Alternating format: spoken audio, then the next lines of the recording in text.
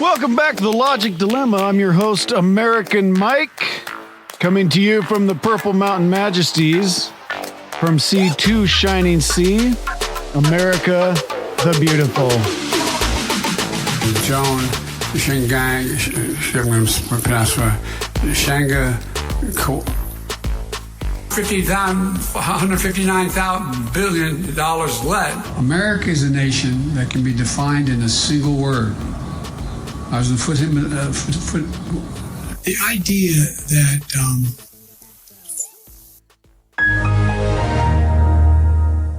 the sound of Biden's brain shutting down. Again, thank you for joining us today. This is the show where we discuss current events, especially political topics, and sometimes thinking logically can get in the way of our feelings. Thinking logically can be a problem for some when they're so used to thinking emotionally. Well, this show is dedicated to ensuring that everyone thinks logically, thinks with their brains.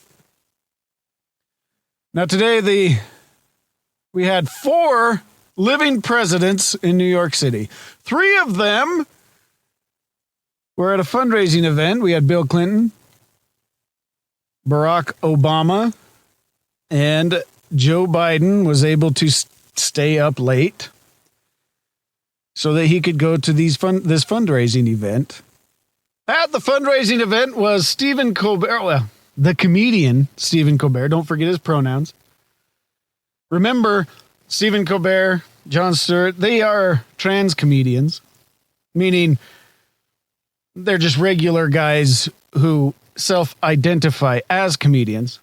So they're the ones that, we let them you can live your life however you want. You can, if you want to be a comedian, you go ahead and be a comedian.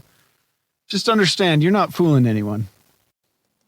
We all know you're not funny. We all know. That's what a trans comedian is. We're being nice. We're letting you do you, but just know, we know you're not funny. Trump, however, was attending the funeral of fallen police officer Jonathan Dehler, who was murdered earlier this week. Obviously, Trump attending that funeral was a better way to go than sitting with celebrities. Sometimes I don't get it. I've been thinking a lot lately about the different arguments we have in our country. We argue about everything, about who goes where to what event. We argue about border. We argue about inflation. We argue about climate change, about January 6th. We argue about election fraud. And I was been thinking a lot lately about who is right and who is wrong. Well, let's talk about this for a minute. Who is right and who is wrong? Because there are a lot of arguments that we have as Americans, especially among the different parties, where we can't both be right. There has to be someone who is wrong. Wrong in their thinking, wrong in their ideas. A lot of it, some of it, when we have arguments and when we have differences of opinions, sometimes our opinions aren't necessarily wrong. I get that. There are a lot of times where they are. Let's take, for instance, climate change. Now, I don't disagree with what liberals want to do with climate change. I want a clean earth. I don't want smog. I don't want garbage. I don't want pollution. All of that. I want clean oceans. All of that is very noble. But the way that we go about it is so different. And the way that we think about it is so different. I had a friend that was living in Los Angeles. And I was talking to him one day, and I said, where do you usually go on vacation? He said, well, I like to fly to New York. I like to fly to Chicago. Occasionally, I'll go overseas. We go to Mexico. Sometimes we go to England. And as he was naming all of these places they were going, it was always big cities. Or I guess in Mexico, some of the resort towns. But a lot of it was big cities. And he said, you know, the fact is we're ruining the planet. Completely ruining the planet. And he was so adamant about the fact that we are, as the human race, ruining this planet. And we are polluting it. And in fact, he went as far as to say, it's only a matter of years. Only a matter of years before this planet is completely ruined. Well, I disagree. But I started to think about why. Why is he thinking this? Why does he think that the planet is almost ruined? I don't agree with that at all. I think that we as a human race have touched this incredibly fine layer of crust, and that the planet itself is incredibly strong whether we're here or not. I actually believe that we have very little impact on the earth. But he believes that the earth is coming to an end very soon. But as I was talking to him about where he's traveled, I realized something. It's always big cities. Look, if you spend all your time in LA and you fly to New York and then you fly back to LA, and that's all you, if those are the only places you go, then of course you feel like the planet is coming to an end. Those are terrible places when it comes to the impact that those cities have on the immediate environment around them. Yes, I'm sorry. I drive through LA. It looks like a dump. That's not the way the rest of the earth looks, by the way. In heavily populated areas, yes, it looks like we're making this giant impact. But I travel out to Utah, southern Utah, and I can drive for miles and miles without seeing a single soul. The beauty of this earth is incredible. If you explore it, you'll see.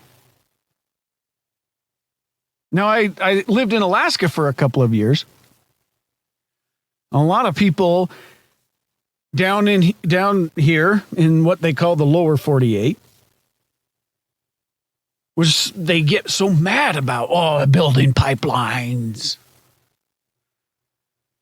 Okay, do you know how big Alaska is? The pipelines they put in don't affect the environment of Alaska. They just don't. A lot of people thought, well, it'll affect the caribou herds. The caribou herds, there are herds up there of 1 million head of caribou, 500,000 to 1 million head.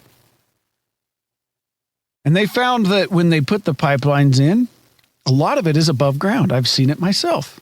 Up in the tundra of Alaska, I've seen the pipeline myself.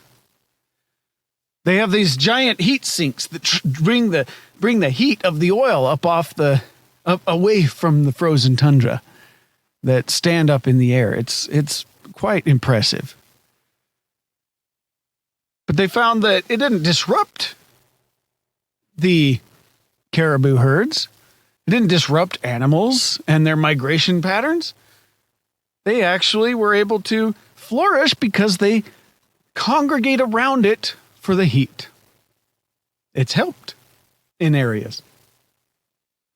Now, I know that oil and drilling can have immediate impacts on specific areas of the earth, just like LA and the impact that a giant city like that has on the immediate area of the earth.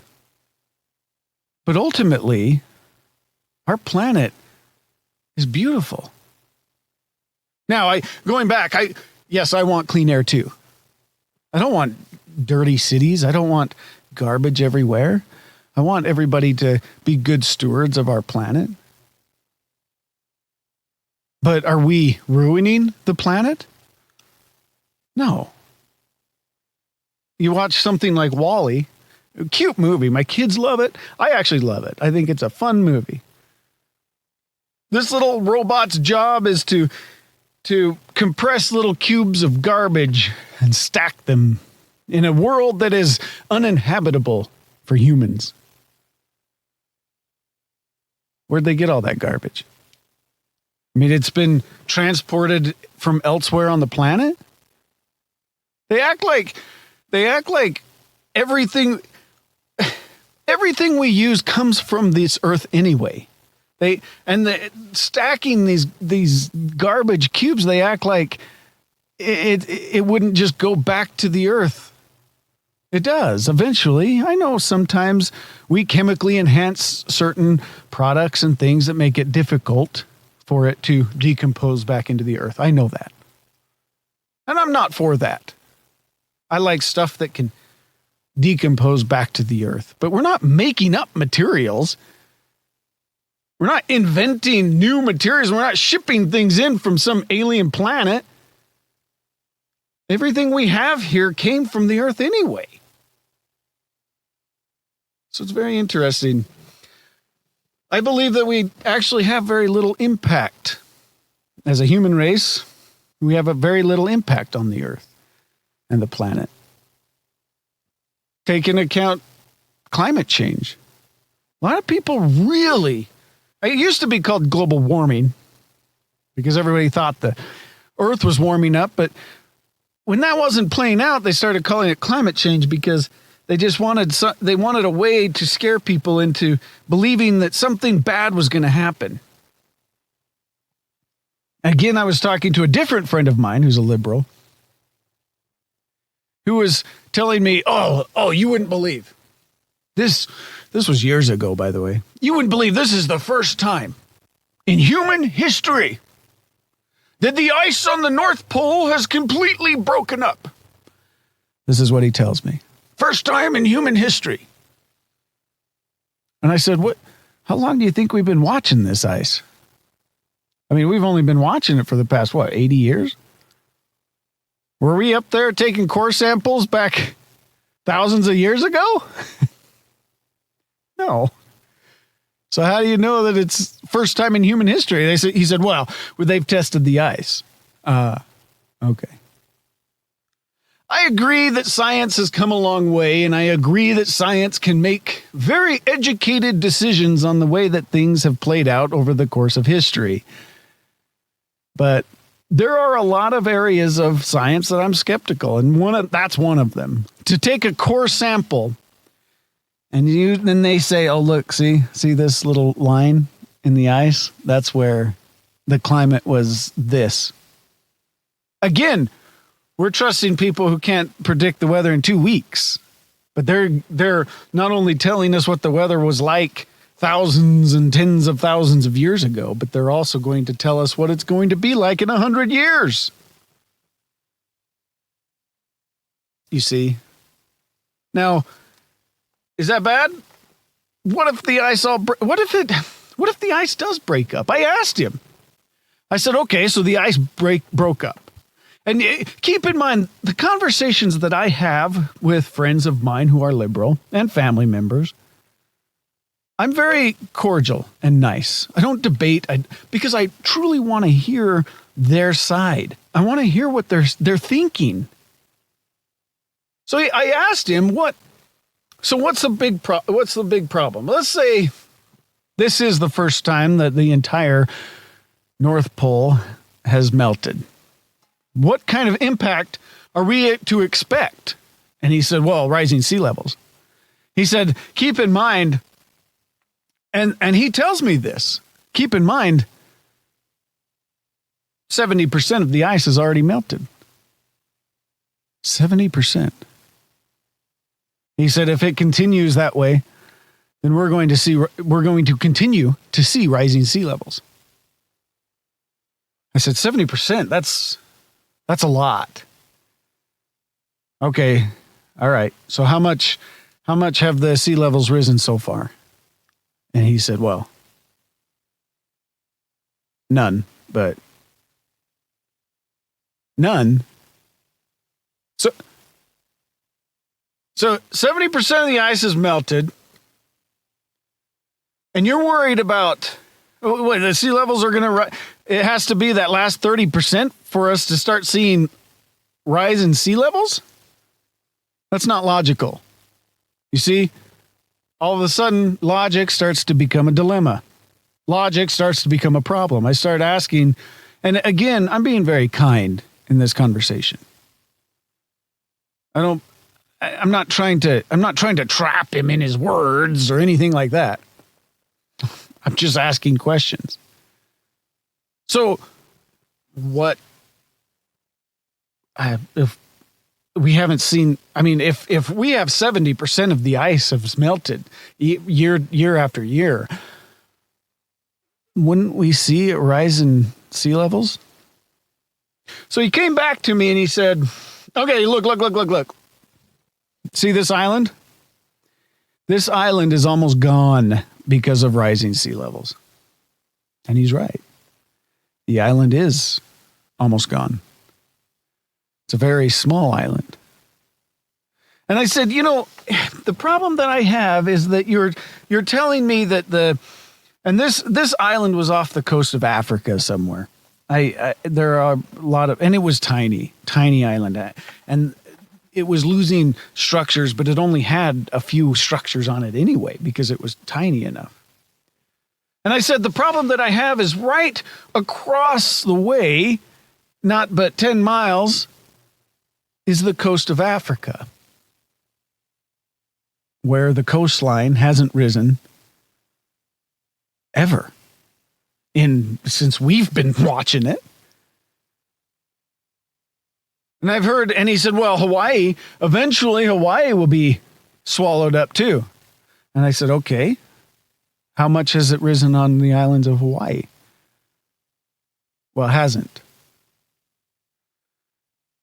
The coast of California, it's been the same sea levels since the beginning of man.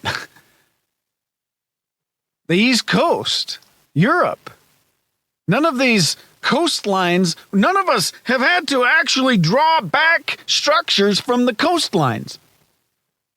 So I started looking into this little island that he had. They always point to these little islands. Guess what? They're little enough that the island has seen erosion.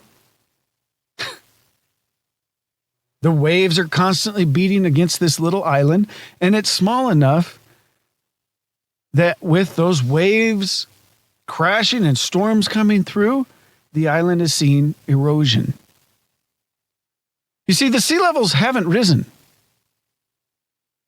Occasionally, storms will pass through and erode an island to the point where it's not able to support structures anymore. But those are small islands. Hawaii has never seen any coastline disappear. California has yet to see anything that even resembles water moving up. The only time that we ever see anything like this is during a major storm. But then it recedes back to normal. It's expected that we would see that during a storm. So I pointed out, look, this island that you are pointing me to has been eroding. The sand has been washing away. So here we are. And you want me to logically believe that Humans are ruining the planet, we're raising temperatures and melting the ice caps, and there were rising sea levels. And when we have zero evidence of sea levels rising, except these small islands that see erosion. See, that's not logical. That's where I tend to have problems with their logic. Same thing with everything we have, every argument we have between the right and the left. I try to see the logic, and I can't. I try to see the logic in the left's thinking, the progressive left, and I can't. I can't see the logic of it. Am I the wrong one? Well, with climate change and rising sea levels, no, I'm the right one. Logically, the sea levels are not rising. Logically, if we've already seen so much ice melt, we haven't seen the effects of it yet, chances are we're not going to. What does it need, that last 10% to ruin the planet? No. You see, logically, it doesn't make any sense that we're ruining the planet. So let's look at another scenario, the border. See, Trump, he campaigned on closing down the border. And when he was president, he closed down the border. That's what he did. Built a wall. But I don't understand the progressive liberals' logic on how they're controlling the border nowadays. It's not making sense to me. Our border is wide open.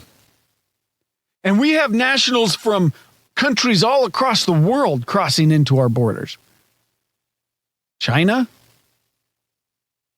Russia, among all of these countries. And yet we're told that, well, most of it's just families from Central and South America who want a better life, seeking asylum. That's actually not who's crossing the border. The majority of them are regular, just everyday people. There are families. Don't get me wrong. There are families. But the majority are not families seeking asylum. But they're just pouring across the border. Why? I don't see the logic of that. We're not safe. If there's a conflict elsewhere around the world, we don't have the ability to say, hey, knock it off, guys, because we don't know what's inside our borders. If we try to go to a country and say, hey, by the way, China, we're not going to let you invade Taiwan. No. Of course, Joe Biden would never say this, but we're not going to let you do that. What would happen if they just started bombing us from the inside? We have zero foothold in the freedom and the freedoms of the planet and of the human race because we're unsafe from the inside. We don't know what's here. So logically, it doesn't make any sense. Okay, so I ask you again, who's right and who's wrong? Okay, well, closing down our borders closing borders is something every single country pays attention to, except America. Do you know that? Every country out there is afraid of open borders because they don't feel that they're safe with open borders, except us right now. We don't care. So who's right and who's wrong? Well, I got to take the point on this one too. Because open borders is a problem. We shouldn't have open borders. All right, there you go. Point conservative. Let's talk about the elections a little bit. The conservatives are feeling that, and the right hand is feeling like the Democrats are trying to take our freedoms, and the left hand and the progressive liberals feel like the conservatives are trying to take their freedoms. So who's right? Well, let's look. We need to understand what we are staring down in this country. If Donald Trump is elected president of the United States, we do not know if there will be a verifiable next election that has integrity. He already tried to, we saw on January 6th, he tried to overturn the results of a presidential election by force, by inciting a riot. And I think we need to be very, very realistic about the grave impacts of a Donald Trump election. It is not a joke. It is not a game. We need to protect our democracy, and ideally it's going to be on progressive values. That was AOC. We need to protect our democracy, and ultimately it will be built on progressive values. Our country is not founded on progressive values. Not only that, but our country isn't progressive. Most of our country is conservative. Just go look at the last election and look at red and blue counties by county. The entire country is red, with very small bits of blue in highly populated areas that are turning states. But the country is red.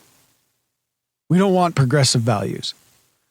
But here she is. She's afraid that a Trump election will be the end of democracy as we know it. That's it. That's the end of it. We won't have what she calls a verifiable election again. AOC says, we won't even have a verifiable election again. That's interesting. I agree. Not with Donald. Donald Trump's not going to bring down the democracy, but I agree. It's getting harder to verify our elections. Did he incite a riot to overturn the election? No, he did not. All he was wanting was a fight to investigate the discrepancies during the last election, and there were a lot of them. And nobody was looking into it. We had entire states who just stopped counting. Nobody does that. And then we wake up the next morning and Biden had pulled ahead somehow. It was ridiculous. So all Trump wanted was for everybody to just settle down and let's investigate first. But they weren't. They were shredding ballots. How fast do you think they shred those ballots after the election? Within days. So I agree, we are having a hard time verifying our elections. So I have a solution. I know what we can do. The conservatives have been pushing what's called voter ID. I completely agree with it. See, the conservatives and the right wing wants everybody to walk into their polling place, show their government issued ID, cast their vote, put their I voted sticker on, and walk back out. That's what conservatives want. Okay. That seems like a really easy way to verify elections, right? But the Democrats have been fighting this. They don't want people to show IDs. They want more mail-in ballots. Why? If you want a verifiable election, then let's have a verifiable election. One vote per person. And if somebody tries to vote twice, guess what? We prosecute. Let's do it. I agree. Let's have verifiable elections. But the left doesn't want it. If I said to AOC, Congresswoman AOC, okay, let's have verifiable elections. Let's have we'll have voter ID. We'll have voters show their ID in person and cast their vote. She would say, no way. They don't want it. Okay, logically to me, the less oversight you want over something, the more dishonest you want to be. Whereas the more oversight you want over something, the less dishonest you want to be. So, yeah, I mean, Trump has been fighting for, hey, let's have everybody just show their ID. But they don't want that. They have this idea in their mind. The left has this idea in their mind that that's racist. There are minorities in our country that can't get IDs. Yes, they can. In fact, I think it's racist to believe that they can't. We're talking about Americans, minorities, whatever. I don't care the color of your skin, whatever, your nationality. If you're American, everybody has an equal opportunity to get an ID. And anybody who tells me that they don't, oh, well, they don't have the ability to go get an ID. That to me is racist. Yes, they do. Of course they do. But that's what happens. You know what's interesting is that every election has a little bit of voter fraud. Most of the time it's not enough to prosecute or anything like that. But our last presidential election saw fraud at monumental levels. And judges just kept throwing it out. That's why everybody was so mad. Trump was mad about it, telling everybody to just investigate. And judges just kept throwing it out, saying, nope. Listen to this. This was just Nevada. Just Nevada. This is a hearing, a congressional hearing under oath, talking about the voter fraud that was found just in Nevada alone. Now, keep in mind, Joe Biden took Nevada by what? Tens of thousands of votes? It was like 20 to 30,000 votes. Joe Biden took Nevada over Trump by 20 to 30,000 votes. Listen to this. Congressional hearing under oath. 42,000 people in Nevada voted more than once, according to your work in this. 42,000 people. 1,500 people voted in Nevada that were dead. 19,000 people voted though they did not live in Nevada and they weren't a college student. 8,000 people voted from a non-existent address. 15,000 people voted though they were registered to a commercial address or a vacant address. And 4,000 people voted in Nevada that are non-citizens. My question to you is, in my state, when someone votes twice, and we do have that occasionally, about 50 times a year that actually occurs in our state, we prosecute individuals that vote twice. Of this 130,000 instances that you have identified from the 2020 election in Nevada, do you know of any prosecutions currently going on in Nevada for any voter fraud? Not yet, Senator, and that's extremely important. Not yet. You see, if they prosecuted all that voter fraud, the state would have gone to Donald Trump. This is what we saw across the board. Biden trailing by over 1 million votes in Pennsylvania. He pulls out ahead. Not a chance. There's not enough mail-in ballots in the world that would cause that unless there were problems. So you're right. I completely agree with AOC. I do. Congresswoman AOC, I completely agree with you. As dumb as you are, because she is. She's a dummy.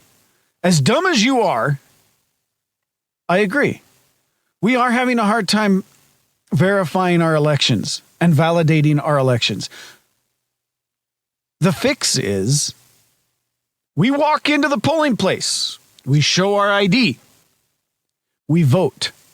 Don't forget your sticker, and we walk back out. But they don't want that. They want to be able to ship in votes in the middle of the night. That's what they want. They want mail-in ballots. Drop them off in the middle of the night somehow. That's what they want. So for the left to tell us, oh, we don't have verifiable elections, we can fix that. You guys don't want to. So again, a point for the conservatives, because the conservatives have been pushing voter ID for forever. We want more oversight to ensure our elections can be verified and ensure that they are real. We have been wanting that, and the left has been fighting it. There you go.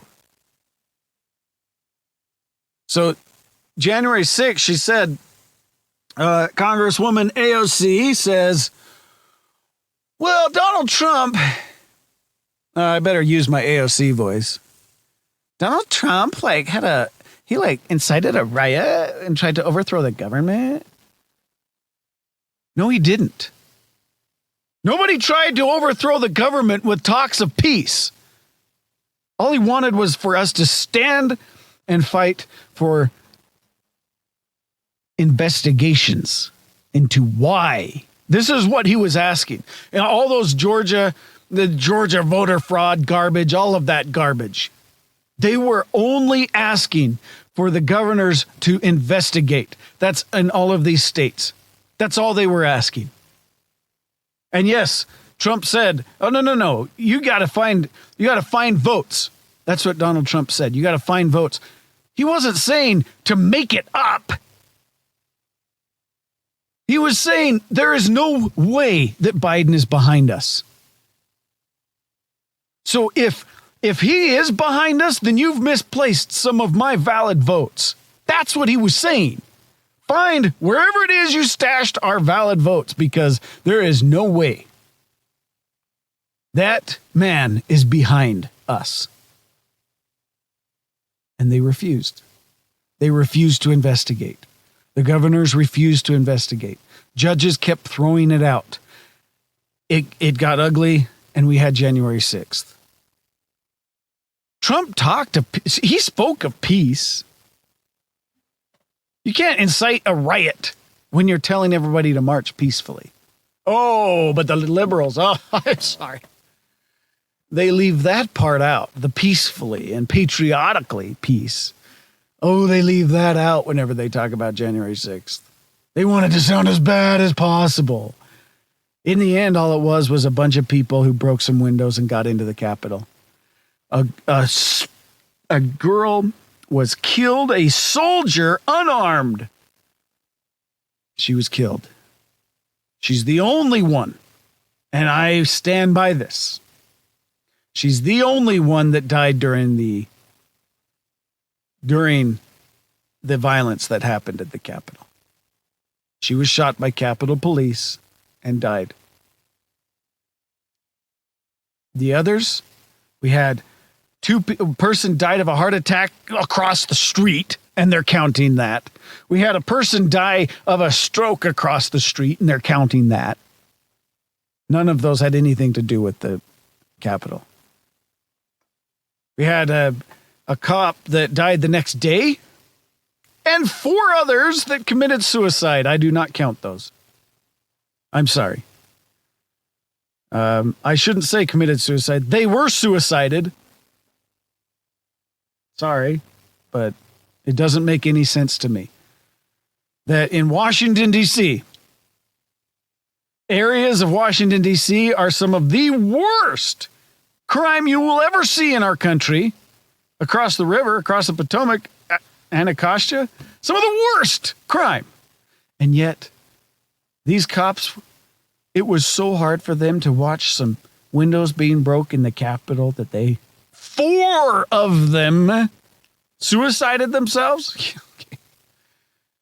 More like they were suicided, and I don't know why. Now, keep in mind, I'm getting into conspiracy theory. I don't like conspiracy theory, so I'm going to stop there. I have my thoughts, but I'm going to stick to the facts. I don't want us getting off into the weeds with conspiracies. I'll keep my thoughts to myself, and we need to really stick to the facts. The fact is, Donald Trump, he asked for peace, and you can't incite a riot and incite violence with asking for peace. So going back to my question, who is right and who is wrong? The left or the right? They think the left thinks the right is wrong and the right thinks the left is wrong. And there are so many instances where we can't both be right. Or are we all wrong together? I think this is a really big problem in our country today. And I believe that of you listening today, I believe that you all feel the same. It's confusing. Politics is confusing. Do we follow Trump or not? Who's right and who's wrong? Well, guess what? We have somebody who taught us this. Somebody who we should be listening to. Now, 2,000 years ago, a man was born in Nazareth. His name was Jesus. Don't turn off the podcast yet. We're not going to get religious, okay? Now, Jesus of Nazareth was one of 2 people to you. One, he's either the Son of God, the Messiah and Savior of all the world, or he's a very influential historical figure that tried desperately to teach good things. He's one of those 2 things. Depending on where you fall on your religious scale, which I don't care. This isn't a religious program. But where you fall on your religious scale, Jesus of Nazareth, who we are celebrating with it being Good Friday tomorrow.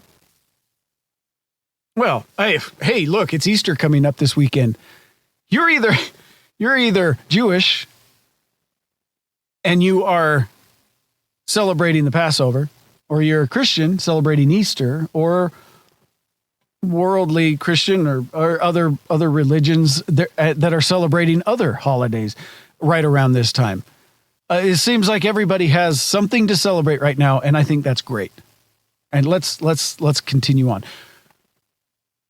But Jesus of Nazareth, the man, was a very influential man. We have many historical documents that prove that he did exist. Now, whether or not you think of him as the Son of God, that's up to you. I'll be honest, I do. I'm a Christian man. I do believe that it is by him and through him that we can return to live with our Father in heaven again. But I don't judge anyone for thinking different than me, because remember, we're all just trying to find sense in our own thoughts. And that's what this program is about. We're logically finding sense in our own thoughts. So, Jesus of Nazareth, a historical figure that taught of peace. He taught of love. And I'm not talking about since then the mistakes of the wars that people fought in his name. I'm not talking. Everybody, Anytime I talk about Jesus, people bring that up. Oh, what about the Crusades where they killed people in the name of Christ? I get it. I'm not talking about that. I'm talking about the man himself. He was a very good man. Now, what's interesting is he taught us many things. He taught us peace. He taught us love. And in fact, he taught us 2 great commandments. He taught us to love God, and he taught us to love our neighbor. Those are the 2 great commandments that he taught us. Love God and love your neighbor. Now, loving your neighbor means, look, it is up to us that even if they think differently from us, we need to love them. And it's true, we do. I don't hate, I make fun of liberals, call them dummies and stuff like that. I don't hate them. Although they are wrong. AOC is wrong. She doesn't understand a lot of what politics is. She doesn't understand the tax code. She doesn't understand the way anything works. Biden, we make fun of Biden a lot. I actually feel bad for him. I think that he's so far gone mentally, and that I do Harris. We make fun of Harris. She's like I've said before. She's I love women in politics, but if I was a male chauvinist pig, she would be the example that I would point to as to why I don't want women in politics, because she's that bad. She's that bad. I don't hate her, though. I think that she just doesn't understand what she's doing. And she says a lot of really stupid things about being unburdened by what has been terrible. Anyway, I'm getting off on a tangent. Jesus taught us that we need to love God and we need to love our neighbor. These are things that no matter what you believe, any religion out there, it doesn't matter where you're from or what religion, these 2 commandments will benefit you. Love God and love your neighbor. But now it's interesting. One of the things that people always point to is that Jesus taught tolerance. He did not. Interestingly enough, he did not teach tolerance. The word tolerance and tolerant never shows up in the Bible. Now, we need to be tolerant of people because we were told to love our neighbor, and that's part of it. So be tolerant. But Jesus Christ he never said, hey, I love you so much that you do you. You do you. And you come and be with me, and you keep living your life the way you're living it. No. He never said that. He said, I love you so much. I want you to follow me. I want you to come be with me, but you have to change. And he demanded change by everyone around him. And I shouldn't say demanded. That's the wrong word. He encouraged change by everyone around him. So tolerant, he was not. Of course, for us, like I said, tolerance falls under the category of love your neighbor. So it's not up to us to judge. So keep that in mind. But Jesus, the reason why I bring him up is because he was constantly fighting with the Pharisees and the Sadducees. All right. Look, I'm not going to get into Bible history here, so stick with me. At the time, Jerusalem was under Roman rule. So really the ones in charge were the Romans. And they had allowed the local governments, which let's just say in order to not get too deep into it, let's just call the local governments the Pharisees and Sadducees. Honestly, it's kind of like church and state. They were let's just call it that. for all intents and purposes. So these Pharisees and the Sadducees were the rulers. That's a good way to put it. The rulers of this group of people. And Jesus was constantly fighting with them. He was constantly going back and forth. They were trying to catch him in his words. They were trying to catch him and Jesus would respond logically. See, to the Pharisees and Sadducees, logic was a dilemma. This is where I came up with this program, in the study of the way Jesus worked with the Pharisees and the Sadducees. Because the way that he talked to them was very logical. Oh, you want to stone this woman for sinning? Okay. Those of you without sin, cast the first stone. Logically, they kind of all walked off because they were like, okay, yeah, we all have sins. Okay. So the way that he worked and communicated with the rulers was very logical. And they were very emotional. And I see a lot of the same arguments that we're having today. So I ask you again, who's right and who's wrong?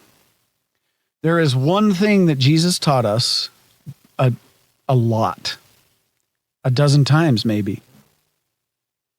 And he said it over and over. And sometimes we forget. He taught of hypocrisy. He said it many, many times. He taught of hypocrisy. And he was saying, beware of hypocrisy. Beware of hypocrites. Beware of all of that. Because that, to me, that's our meter. That's our gauge. You want to know who's right and who's wrong? Hypocrisy will point you in the direction that you need to follow. If you have leaders who are showing blatant hypocrisy, remember what I've said. Hypocrisy, once you show hypocrisy, you lose all credibility. The leaders who are showing, and the side who is showing blatant hypocrisy, they are the ones who are wrong.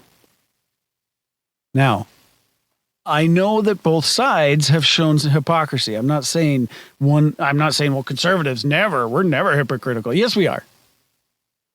There have been times, but we've got to fight that. Don't be hypocritical. So a lot of people will say, and hypocrisy would be a good example of this would be media fighting to show how bad one candidate is, but then hiding all of the bad of the other candidate. For instance, a lot of media right now is that there's this full-scale attack on Donald Trump's mental state. And the media and even the Biden administration has put out memos and documents about how bad Donald Trump's mental state is. No, keep in mind, we see, yes, Donald Trump says some stupid things sometimes. I know. I'm not discounting that. But we see Biden every day.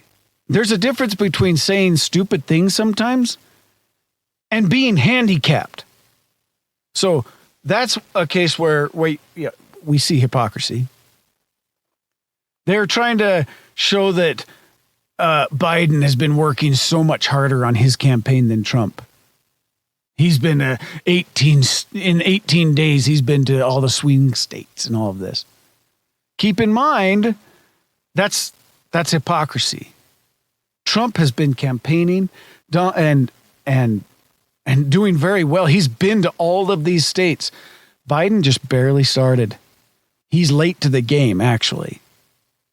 So to sit there and say that he's working harder than Donald Trump, that's hypocrisy. To have Tiny George And when I say Tiny George, I'm talking about George Stephanopoulos.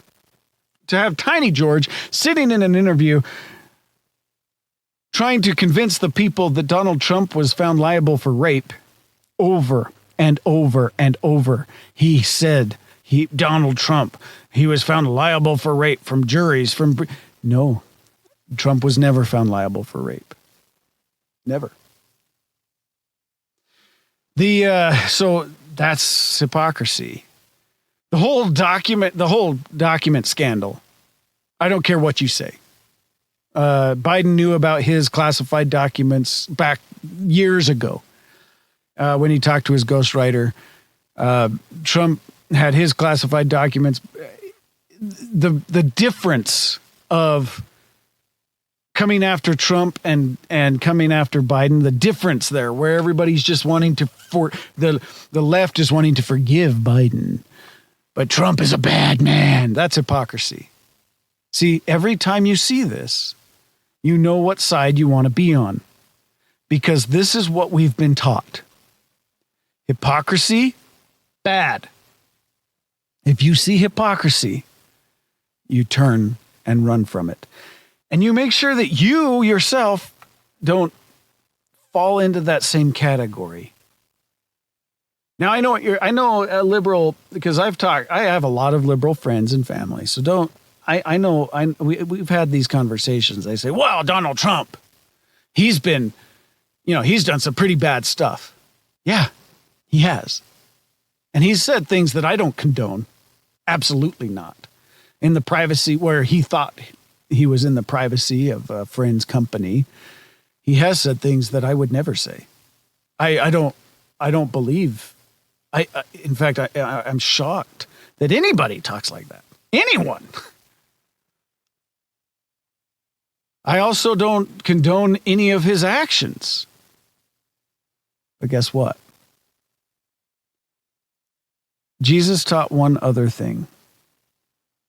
He told us not to judge, and I try not to.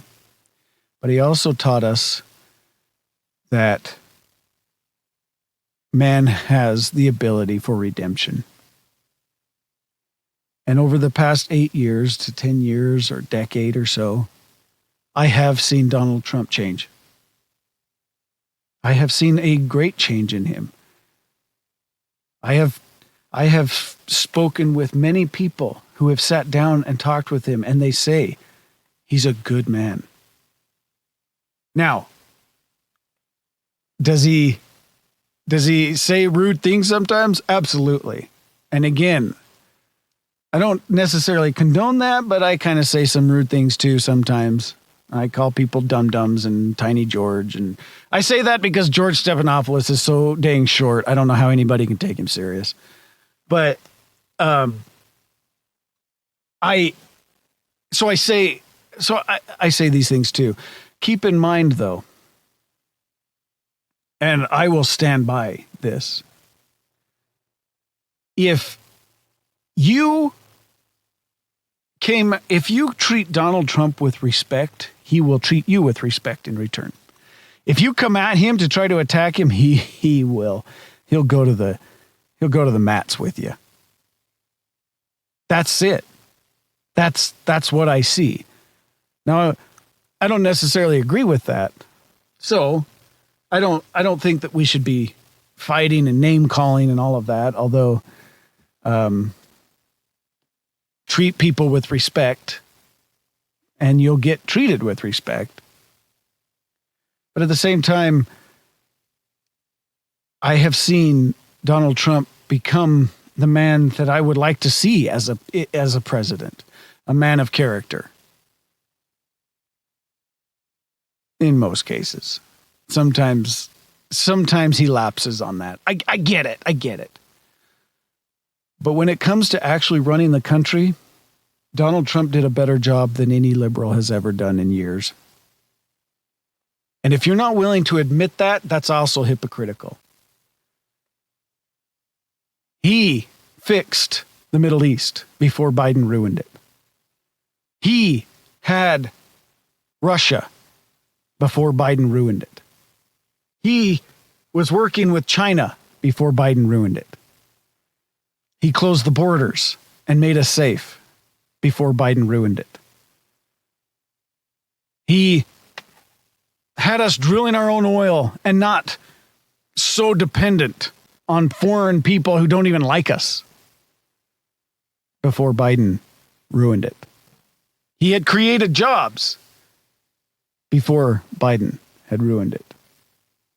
You see, I'm not asking for everybody to be Donald Trump's BFF, but I do want to get rid of the hypocrisy because it's so blatant right now. The hypocrisy. The minute you show hypocrisy is the minute you lose credibility. And I stand by that. Let's be logical. Let's be logical thinkers. Let's think logically about what we're doing. Don't say that Donald Trump is the one that opened the borders. He didn't. You know that. There are so many cases where we need to be very careful about what we say and how we say it, because you show hypocrisy, as Jesus taught. Jesus, the same one that we're celebrating this Easter. And again, this wasn't a religious discussion on Jesus. This was purely a historical viewpoint of who Jesus was and what he taught. But he taught us that if the minute you show hypocrisy is the minute you lose credibility. And on that note, I am going to leave you there. I am so happy you joined me today. Be sure to like, subscribe, follow, and share. Send this to your friends because we have a lot of fun here. Stay strong, America, and be logical. I am American Mike, signing off.